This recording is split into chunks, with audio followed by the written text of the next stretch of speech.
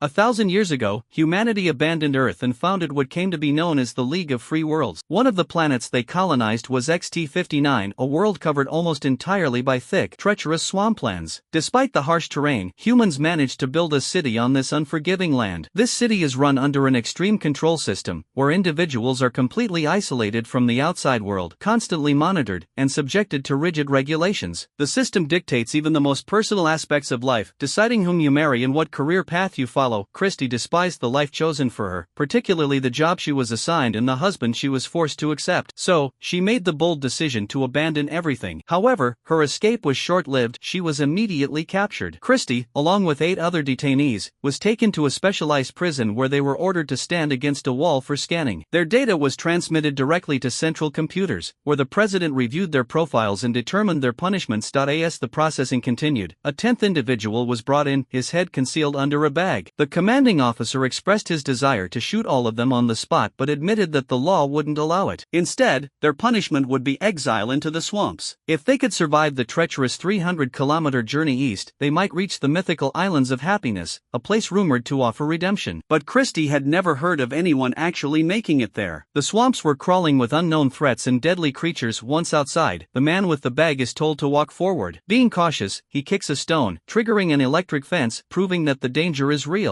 Convinced it's a setup to kill him under the guise of an accident, the man grows suspicious. Finally, the captain announces their sentence of exile and removes the bag from the prisoner's head, revealing his identity, Irvin. Before departing, the guards leave behind a supply box and state that the group should leave in 1 hour. Suddenly, a monstrous creature bursts from underground, thrashing its branch-like limbs before sinking back into the earth. Irvin explains that the creature is known as a stalwart, which detects vibrations to locate its prey. Irvin then opens the supply box, prompting a scramble as the prisoners fight over its contents. While the others wrestle for supplies, Irvin simply takes a knife and warns Christie that she won't need what she's grabbed. Suddenly, a prisoner named UST slams the box shut and declares that none of them will survive the swamps alone, they should follow him instead. But Irvin and Christie are determined to reach the islands, a goal UST dismisses as a fantasy. Before parting ways, Irvin asks for his share of the supplies, but UST refuses.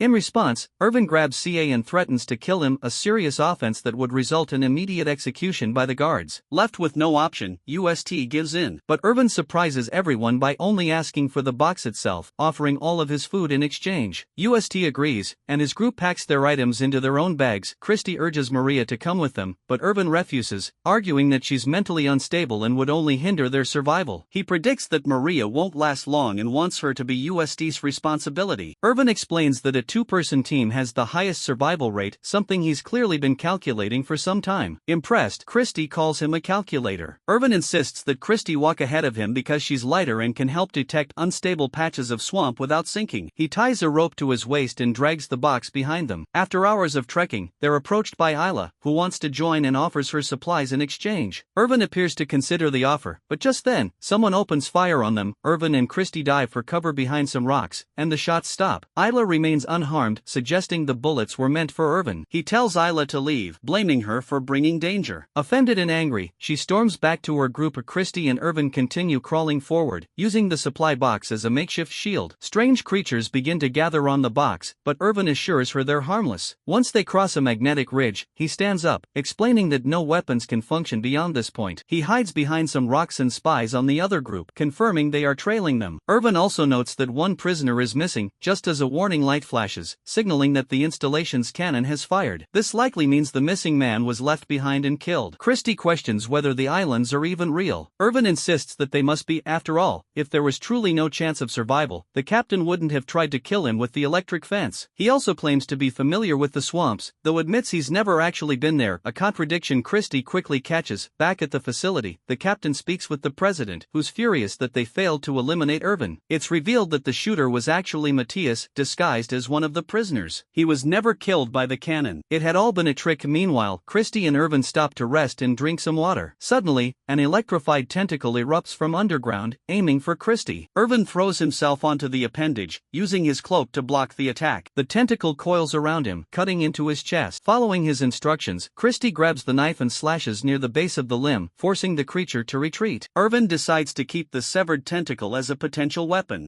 Christy then tends to his wounds, and during their moment of calm, she confesses that her crime was murder. She had asked for a divorce permit, but the government official tried to assault her, and she killed him in self-defense. Before they can discuss more, UST and the others catch up. When UST tries to take the box, Irvin lashes out with the tentacle like a whip, forcing him to back off. Just's group eventually pulls back, allowing Irvin and Christy to continue on their journey. A few hours into the trek, Irvin notices that Just and his companions are still trailing them. Christy questions where they could be headed, especially since Just doesn't believe in the islands. Irvin speculates that their destination is the Rotten Bank, an abandoned prison now inhabited by outcasts. Suddenly, Irvin spots movement in the swamp. It's another stalwart rising from the ground. He urgently instructs Christy to lie flat and remain completely still. Meanwhile, Just's group keeps walking, unaware of the danger. The creature detects their vibrations and begins to stir. Just finally tells his group to freeze, but it's too late. The stalwart erupts violently, swinging its limb-like branches at them. While most of the group manages to evade the attack, Maria and Job are caught. Job uses his knife to cut himself free, but the creature quickly regenerates and transforms into a terrifying structure. Just reminds everyone to stay motionless. However, Kaimi panics and makes a run for it. One of the branches snatches him by the ankle, holding him in place as the main body crashes down and drags him into the earth. Once the creature disappears beneath the surface, Christy turns on Irvin, accusing him of not warning the others. Irvin coldly reminds her that their own survival must come first and forces her to keep moving back at the facility. The president gives new orders to the officers. Irvin must be brought back alive. Referring to him as the advisor, he threatens to imprison the officers themselves if they fail. Later, while resting, Christy hears an eerie noise and turns to see a massive swarm of tiny creatures racing toward them. She instinctively tries to run, but Irvin grabs her and pulls her back. As one of the creatures lunges at them, Irvin destroys it with the whip, then climbs into the supply box with Christy. The swarm crashes over the box, shaking it violently, but it holds strong, shielding them until the creatures finally pass. Once the coast is clear, they leave the box behind and press on. They reach the heart of the true swamp and begin using poles to probe the ground with each step, carefully avoiding deadly sinkholes. Meanwhile, Just's group also arrives in the area. Maria begins to lag behind, prompting Just to call for a rest. Isla objects, worried they'll lose Irvin's trail, but Just brushes her off. Frustrated, Isla cuts herself free from their group rope and storms off.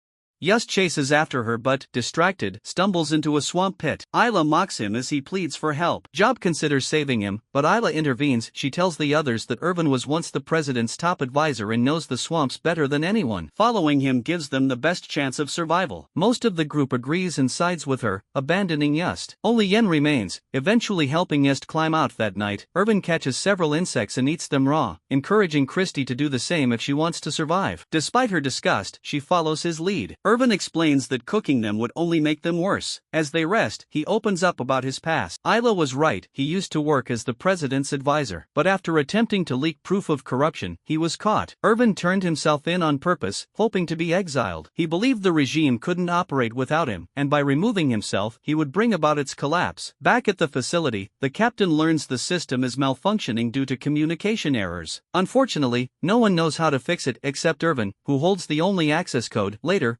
Isla's group encounters two figures in the distance, thinking they're Irvin and Christy. But as they get closer, they realize these are former prisoners, now deranged cannibals, trapped in the swamp forever. The cannibals launch an ambush, grabbing Maria as the rest flee. From a distance, Christy hears Maria's screams and wants to go back, but Irvin stops her. Moments later, the screaming stops. Maria is killed by a rock. Christy mourns her death and questions who would devise such a brutal punishment. Irvin, somberly, admits that it was his idea. Christy is appalled, calling him a monster. Irvin defends himself by arguing that no one protested when the law was passed, meaning the society that allowed it was just as monstrous. Furious, Christy tells him his conscience woke up too late. Overcome with guilt, Irvin runs off and starts screaming into the swamp, hoping to attract a creature that might end his life. But nothing comes. He realizes that not even the beasts want him. He returns and agrees to keep guiding Christy. Still bitter, she confesses that the captain promised her freedom if she killed Irvin, but she refused. Meanwhile, Just and Yen regroup with Isla's team, now bent on revenge. Just grabs Isla by the neck, demanding answers. She finally confesses that the captain made her the same offer, freedom in exchange for killing Irvin. To verify this, Valentine scans Isla's body and finds a tracking device on her ankle. Just insists they remove it, but as Isla tries to escape, she's suddenly snared by a thread-like creature emerging from beneath the ground. She watches in horror as more sticky threads coil around her, suffocating and immobilizing her. As Isla is consumed, her tracker transmits her death to the captain, who is delighted.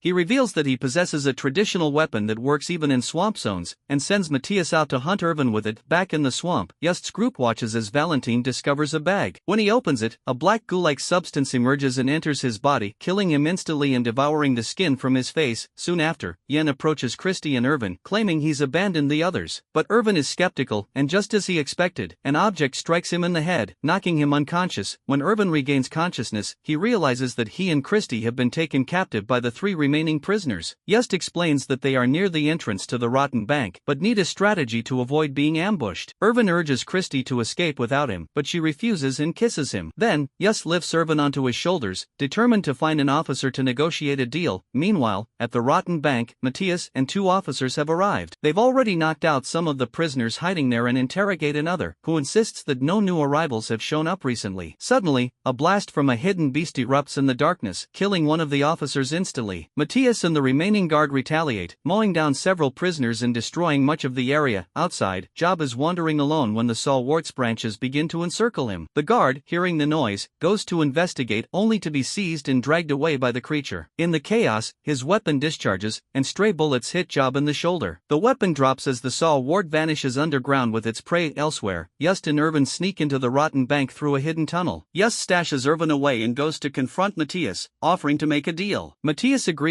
and hands over his gun as a sign of good faith. But when Just brings him to Irvin's hiding spot, he finds it empty. Matthias uses a scanner to locate Irvin but keeps the information to himself. As Just ventures off to continue the search, Matthias prepares to shoot him. Hearing the gun being readied, Just reacts quickly and fires first, but his gun is empty. Matthias shoots him twice, knocking him to the ground. Matthias then checks behind a curtain, believing Irvin is hiding there. Instead, he finds Yen and Christie. He kills Yen on the spot and takes Christie hostage, threatening to kill her unless Irvin reveals himself. At that moment, Job sneaks in carrying the weapon dropped earlier. He reunites with Irvin, and together they devise a plan. Irvin comes out of hiding and offers to surrender in exchange for Christie's release. Matthias agrees and lets her go. Just before Job can shoot Irvin as they had planned, Just reappears and stabs Matthias in the head from behind. In his dying moments, Matthias accidentally fires his weapon and hits Christie, but luckily, it's only a tranquilizer dart. Afterward, Irvin thanks the wounded Just, who is clearly near death. Just asks for Matthias's poison capsule to end things on his own terms, and Irvin hands it to him, allowing him a peaceful death. Later, Irvin, Christie, and Job finally reach the shoreline and spot small islands floating in the water. Job assumes this is the end of the road, but Irvin realizes the islands are actually massive swamp mats that can support their weight. They choose one and use their poles to push off, hoping to float toward freedom. Back at the installation, the president blames the captain for failing to apprehend Irvin right as the system begins to crash. Desperate, the captain sends another officer after Irvin. Meanwhile, Job realizes his wound isn't clotting and that death is inevitable. Rather than wait, he jumps into the water to say his goodbyes, and a creature quickly pulls him under. A few hours later, Irvin and Christie are spotted by the pursuing officer in a small aircraft, but it's too late. The system has completely collapsed due to the missing code, and the aircraft crashes into the ocean and sinks. Irvin's plan has worked, the regime's control is crumbling. The two briefly celebrate before noticing a massive waterfall ahead. Using Irvin's knowledge, they create a protective cocoon with the swamp mat and brace themselves as the water hurls them down the falls. Eventually, they wash up on a distant, desolate shore. Irvin suspects that a secret military base is located nearby but admits he doesn't know the final digit of the access code, only the president did. With only 2 tries allowed, Irvin begins calculating possibilities in the sand. Christie reminds him to consider what the president said before inputting the code. Taking her advice, Irvin intentionally enters an incorrect code to test the system, then successfully inputs the correct one using the final number the president had mentioned. A hidden entrance opens in the mountainside. Inside, they discover a spacecraft ready for launch. However, there's only 1 seat. Irvin insists Christie take it, but she chooses to stay with him, declaring her love and kissing him. Moments later, the two squeeze into the seat together and take off, leaving XT-59 behind. They eventually arrive on a different planet, where the League of Free Worlds learns of the horrors committed on XT-59. Peacekeeping forces are dispatched to liberate its people. 10 years later, a new system is in place, but it turns out to be even worse than the one before.